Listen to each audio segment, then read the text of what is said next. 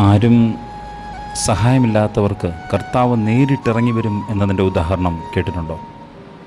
വിശുദ്ധ യോഹന്നാൻ ശ്ലീഹയുടെ സുവിശേഷം 5-ാം അധ്യായം വായിക്കുമ്പോൾ 38 വർഷക്കാലമായിട്ട് തളർവാത രോഗം പിടിച്ച് കുളക്കരയിൽ കിടക്കുന്ന ഒരു മനുഷ്യൻ, ദൂതൻ വന്ന് കുളം കലക്കുമ്പോൾ ആദ്യം ഇറങ്ങുന്നവനാണ് സൗഖ്യമായ സന്തോഷത്തോടെ ഭവനത്തിലേക്ക് പോകുന്നത്.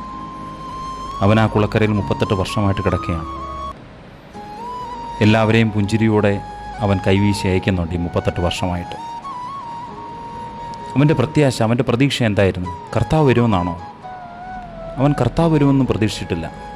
അവൻ്റെ പ്രതീക്ഷ ഇതാണ്: ഇത്ര നാളും താൻ സുഹൃത്തുക്കളെ പോലെ കണ്ട, തൻ്റെ ബന്ധുജനത്തിനെ പോലെ കണ്ട, തൻ്റെ കൂടെ കിടന്നിരുന്ന തളർവാത രോഗികളാവാം, പക്ഷപാത രോഗികളാവാം, കുഷ്ഠരോഗികളാവാം, മറ്റേതെങ്കിലും രോഗികളാവാം, അവരൊക്കെ സൗഖ്യമായി പോയിട്ടുണ്ട്. അവരൊക്കെ അവൻ്റെ സുഹൃത്തുക്കളാണ്.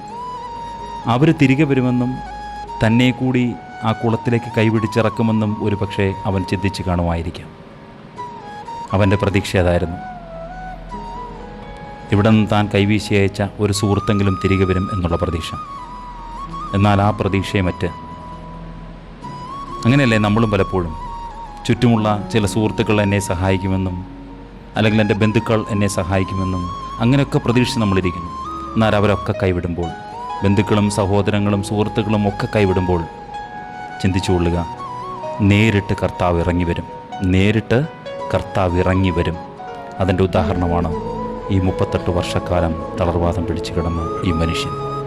കർത്താവ് നേരിട്ട് വന്നപ്പോൾ അവൻ സൗഖ്യമായി തിരികെ പോയി.